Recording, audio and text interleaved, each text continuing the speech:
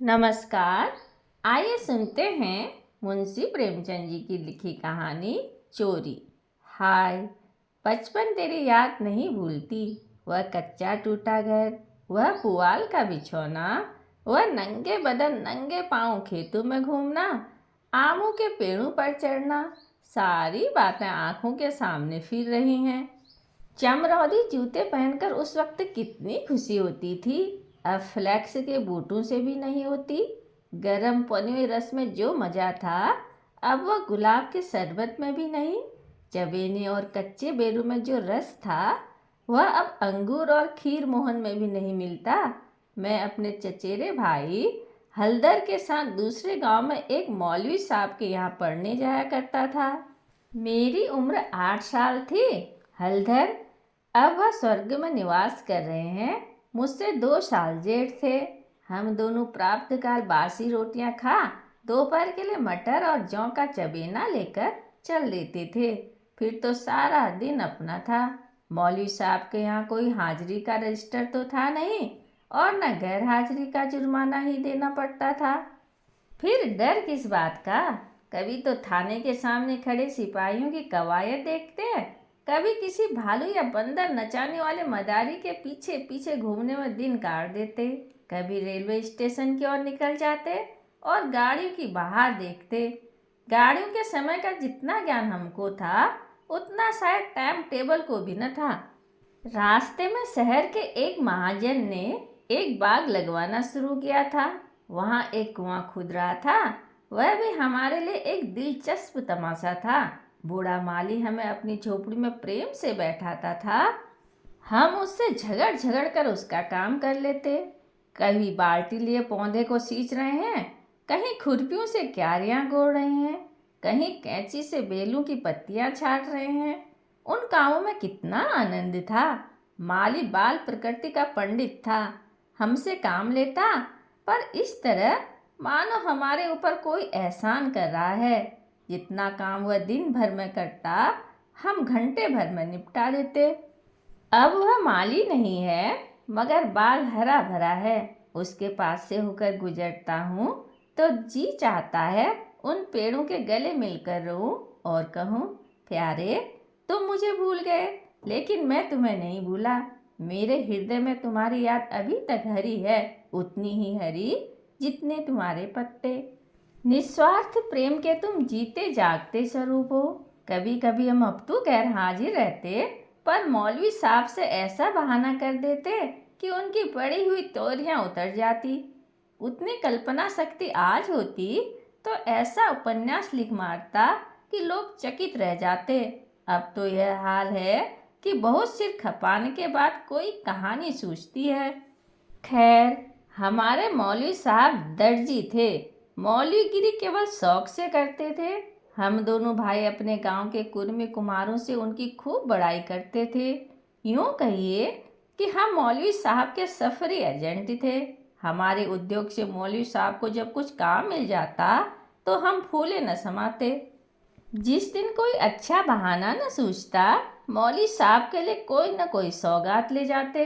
कभी सेर आधा सेर फलियां तोड़ ली, तो कभी 10 5 ऊख, कभी जौ या गेहूं की हरी हरी बाली ले ली। उन सौगातों को देखते ही मौलवी साहब का क्रोध शांत हो जाता। जब इन चीजों की फसल न होती तो हम सजा से बचने का कोई और ही उपाय सोचते।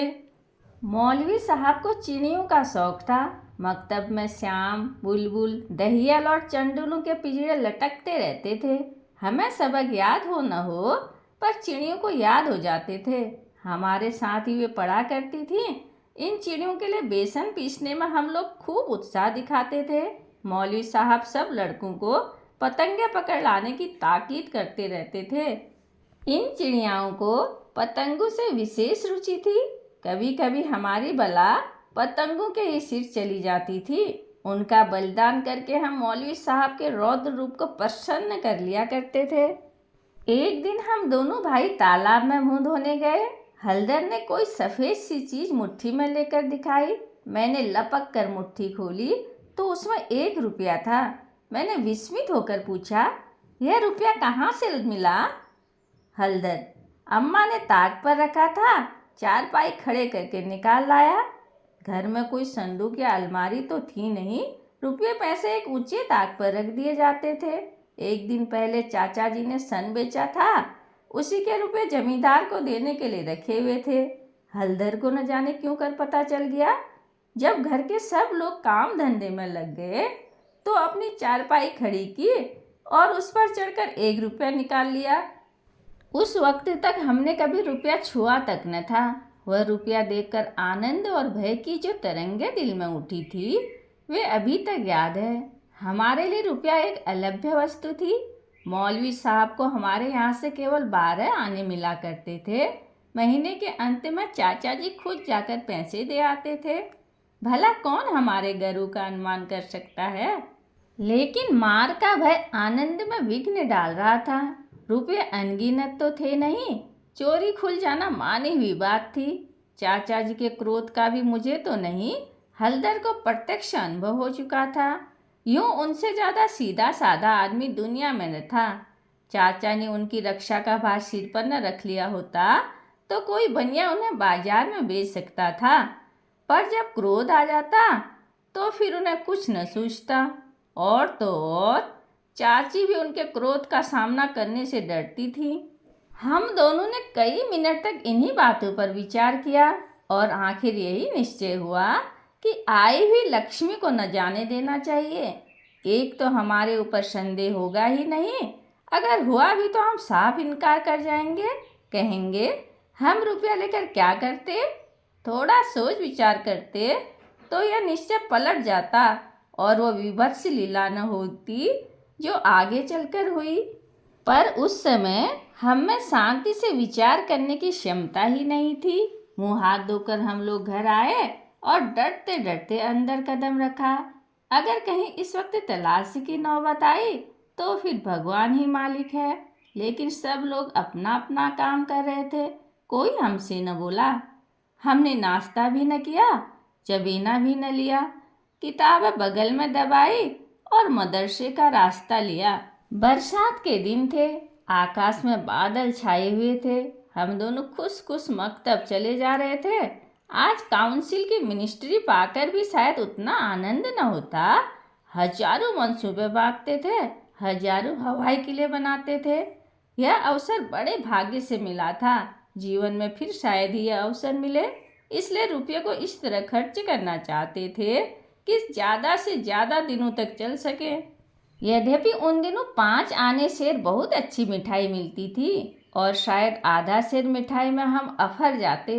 लेकिन यह ख्याल हुआ कि मिठाई खाएंगे तो रुपया आज ही गायब हो जाएगा। कोई सस्ती चीज़ खानी चाहिए जिसमें मज़ा भी आए, पेट भी भरे और पैसा भी कम खर्च हो। आखिर अमरूदों पर हमारी नज़र गई। हम दोनों राजी हो गए। 2 पैसे के अमरूद लिए। सस्ता समय था, बड़े बड़े 12 अमरूद मिले। हम दोनों के कुर्तों के दामन भर गए। जब हलधर ने खटकिन के हाथ में रुपया रखा तो उसने संदेह से देखकर पूछा, रुपया कहाँ पाया लाला, चुरा तो नहीं लाए। जवाब हमारे पास तैयार था। ज़्यादा नहीं तो 2-3 किताबें पढ़ ही चुके थे। विद्या का कुछ असर तो हो चला था। मैंने झट से कहा, मौलवी साहब की फीस देनी है। घर में पैसे न थे तो चाचा जी ने रुपया दे दिया। इस जवाब से खटकिन का संदेह दूर कर दिया। हम दोनों ने एक पुलिया पर बैठकर खूब अमरूद खाए। लेकिन अब 15.5 आने पैसे कहाँ ले जाएं? 1 रुपया छिपा लेना तो इतना मुश्किल न था। पैसों का ढेर कहाँ छिपता। न कमर में इतनी जगह थी, न जेब में गुंजाइश। उन्हें अपने पास रखना चोरी का ढिंढोरा पीटना था। बहुत सोचने के बाद यह निश्चय किया कि 12 आने तो मौलवी साहब को दे दिए जाएं, शेष 3.5 आने की मिठाई उड़े। यह फैसला करके हम लोग मकतब पहुँचे। आज कई दिनों के बाद गए थे। मौलवी साहब ने बिगड़ कर पूछा, इतने दिन कहाँ रहे। मैंने कहा, मौलवी साहब घर में गमी हो गई। यह कहते कहते 12 आने उनके सामने रख दिए। फिर क्या पूछना था। पैसे देखते मौलवी साहब की बाँछें खिल गई। महीना खत्म होने में अभी कई दिन बाकी थे। साधारणतः महीना चढ़ जाने और बार बार तकाजे करने पर कहीं पैसे मिलते थे। अब की बार इतनी जल्दी पैसे पाकर उनका खुश होना कोई अस्वाभाविक बात न थी। हमने अन्य लड़कों की ओर सगर्व नेत्रों से देखा, मानो कह रहे हो, एक तुम हो कि मांगने पर भी पैसे नहीं देते, एक हम हैं कि पेशगी देते हैं। हम अभी सबक पढ़ ही रहे थे कि मालूम हुआ आज तालाब का मेला है, दोपहर में छुट्टी हो जाएगी, मौलवी साहब मेले में बुलबुल लड़ाने जाएंगे। यह खबर सुनते ही हमारी खुशी का ठिकाना न रहा। 12 आने तो बैंक में जमा कर ही चुके थे, 3.5 आने में मेला देखने की ठहरी। खूब बाहर रहेगी, मज़े से रेवड़ियाँ खाएंगे, गोलगप्पे उड़ाएंगे, झूले पर चढ़ेंगे और शाम को घर पहुँचेंगे। लेकिन मौलवी साहब ने एक कड़ी शर्त यह लगा दी कि सब लड़के छुट्टी से पहले अपना अपना सबक सुना दें। जो सबक न सुना सकेगा उसे छुट्टी न मिलेगी। नतीजा यह हुआ कि मुझे तो छुट्टी मिल गई, पर हल्दर कैद कर लिए गए और कई लड़कों ने भी सबक सुना दिए थे। वे सभी मेला देखने चल पड़े, मैं भी उनके साथ हो लिया। पैसे मेरे ही पास थे, इसलिए मैंने हल्दर को साथ लेने का इंतजार न किया। तय हुआ कि वह छुट्टी पाते ही मेले में आ जाए और दोनों साथ साथ मेला देखें। मैंने वचन दिया था कि जब तक वह न आएंगे एक पैसा भी खर्च न करूँगा। लेकिन क्या मालूम था कि दुर्भाग्य कुछ और ही लीला रच रहा है। मुझे मेला पहुँचे 1 घंटे से ज़्यादा गुजर गया, पर हल्दर का कहीं पता नहीं। क्या अभी तक मौलवी साहब ने छुट्टी नहीं दी या रास्ता भूल गए? आंखें फाड़ फाड़ कर सड़क की ओर देखता था। अकेले मेला देखने में जी भी न लगता था। यह संशय भी हो रहा था कि कहीं चोरी खुल तो नहीं गई और चाचा जी हल्दर को पकड़कर घर तो नहीं ले गए। आखिर जब शाम हो गई तो मैंने कुछ रेवड़ियाँ खाई और हल्दर के हिस्से के पैसे जेब में रखकर धीरे धीरे घर चला। रास्ते में ख्याल आया, मकतब होता चलूं, शायद हल्दर अभी वहीं हो, मगर वहाँ सन्नाटा था। हाँ, एक लड़का खेलता हुआ मिला। उसने मुझे देखते ही जोर से कहका मारा और बोला, बच्चा घर जाओ तो कैसी मार पड़ती है। तुम्हारे चाचा आए थे, हल्दर को मारते मारते ले गए हैं। अजी ऐसा पान के घूसा मारा कि मियाँ हल्दर मुँह के बल गिर पड़े। यहाँ से घसीटते ले गए हैं। तुमने मौलवी साहब को तनख्वाह दे दी थी, वह भी ले ली। अभी कोई बहाना सोच लो, नहीं तो बेभाव की पड़ेगी। मेरी सिट्टी पिट्टी भूल गई, बदन का लहू सूख गया। वही हुआ जिसका मुझे शक हो रहा था। पैर मन मन भर के हो गए। घर की ओर एक एक कदम चलना मुश्किल हो गया। देवी देवताओं के जितने नाम याद थे सभी की मानता मानी। किसी को लड्डू, किसी को पेड़े, किसी को बतासे। गांव के पास पहुंचा तो गांव के डीह का सुमिरन किया, क्योंकि अपने हलके में डीह की इच्छा सर्वप्रधान होती है। यह सब किया, किंतु ज्यों ज्यों घर निकट आता दिल की धड़कन बढ़ती जाती थी, घटाएं उमड़ी आती थी। मालूम होता था आसमान फट कर गिरा ही जाता है। देखता था लोग अपने काम छोड़ छोड़ कर भागे जा रहे हैं। गोरू भी पूंछ उठाए घर की ओर उछलते कूदते चले जाते थे। चिड़िया अपने घोंसलों की ओर उड़ी चली आती थी, लेकिन मैं उसी मंद गति से चला जाता था, मानो पैरों में शक्ति ही नहीं। जी चाहता था जोर का बुखार चढ़ाए या कहीं चोट लग जाए। लेकिन कहने से धोबी गधे पर नहीं चढ़ता, बुलाने से मौत नहीं आती। बीमारी का तो कहना ही क्या, कुछ न हुआ और धीरे धीरे चलने पर भी घर सामने आ ही गया। अब क्या हो, हमारे द्वार पर इमली का एक घना वृक्ष था। मैं उसी की आड़ में छिप गया कि जरा और अंधेरा हो जाए तो चुपके से घुस जाऊं और अम्मा के कमरे में चारपाई के नीचे जा बैठूं। जब सब लोग सो जाएंगे तो अम्मा से सारी कथा कह सुनाऊंगा। अम्मा कभी नहीं मारती, जरा उनके सामने झूठ मूठ रोऊंगा तो वह और भी पिघल जाएंगी। रात कट जाने पर फिर कौन पूछता है, सुबह तक सबका गुस्सा ठंडा हो जाएगा। अगर यह मंसूबे पूरे हो जाते तो इसमें संदेह नहीं कि मैं बेदाग बच जाता। लेकिन वहाँ तो विधाता को कुछ और ही मंजूर था। मुझे एक लड़के ने देख लिया और मेरे नाम की रट लगाते हुए सीधे मेरे घर में भागा। अब मेरे लिए कोई आशा न रही। लाचार घर में दाखिल हुआ तो सहसा मुंह से एक चीख निकल गई, जैसे मार खाया हुआ कुत्ता किसी को अपनी ओर आता देखकर भय से चिल्लाने लगता है। बरोठे में पिताजी बैठे थे। पिताजी का स्वास्थ्य इन दिनों कुछ खराब हो चला था। छुट्टी लेकर घर आए थे। यह तो नहीं कहा जा सकता कि उन्हें शिकायत क्या थी, पर वह मूंग की दाल खाते थे और संध्या समय शीशे की गिलास में एक बोतल में से कुछ उड़ेल उड़ेल कर पीते थे। शायद वह किसी तजुर्बेकार हकीम की बताई हुई दवा थी। दवाएं सब बासने वाली और कड़वी होती हैं। यह दवा भी बुरी थी, पर न जाने क्यों इस दवा को खूब मजा ले लेकर पीते थे। हम जो दवा पीते हैं तो आंखें बंद करके एक ही घूंट में गटक जाते हैं, पर शायद इस दवा का असर धीरे धीरे पीने में ही होता है। पिताजी के पास गांव के 2-3 और कभी कभी 4-5 और भी रोगी जमा हो जाते और घंटों दवा पीते रहते थे। मुश्किल से खाना खाने उठते थे। इस समय भी वह दवा पी रहे थे। रोगियों की मंडली जमा थी। मुझे देखते ही पिताजी ने लाल लाल आंखें करते हुए पूछा, कहाँ थे अब तक? मैंने दबी जबान से कहा, कहीं तो नहीं। अब चोरी की आदत सीख रही हो? बोल, तूने रुपया चुराया कि नहीं? मेरी जबान बंद हो गई। सामने नंगी तलवार नाच रही थी। शब्द भी निकालते हुए डरता था।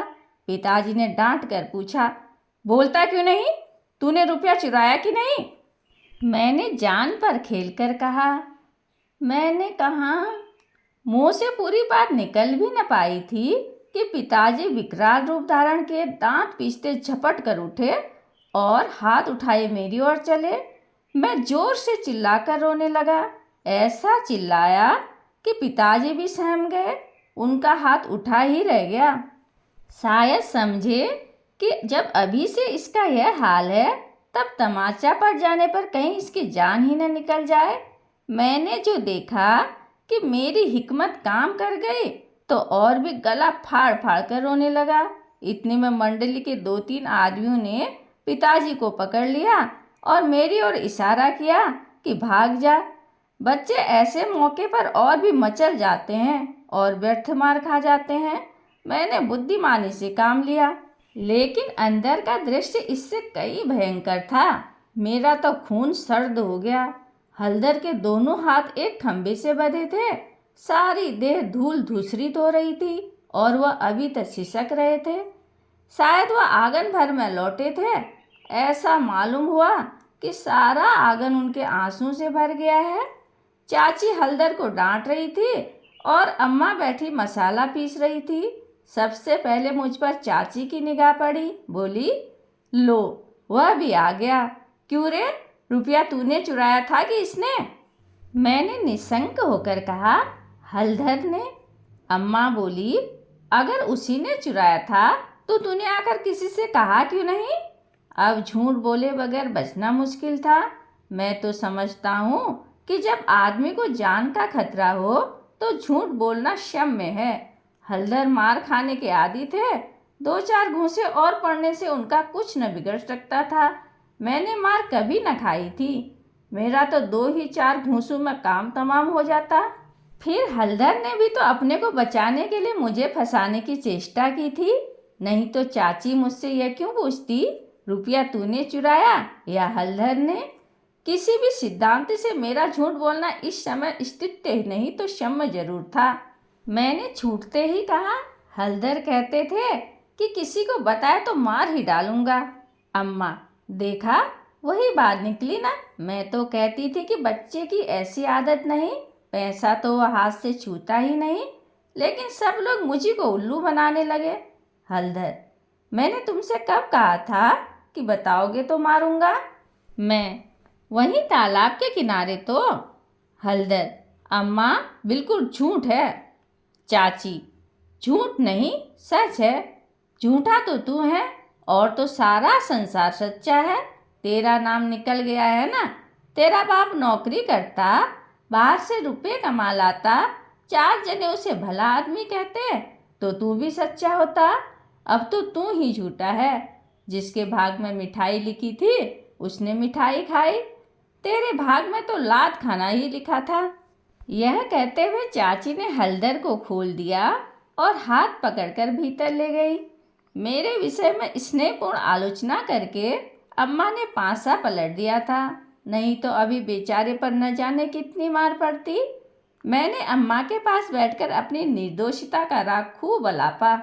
मेरी सरल हृदया माता मुझे सत्य का अवतार समझती थी। उन्हें पूरा विश्वास हो गया कि सारा अपराध हलधर का है। एक क्षण बाद में गुड़ चबेना लिए कोठरी से बाहर निकला। हलधर भी उसी वक्त चिवड़ा खाते हुए बाहर निकले। हम दोनों साथ साथ बाहर आए और अपनी अपनी बीती सुनाने लगे।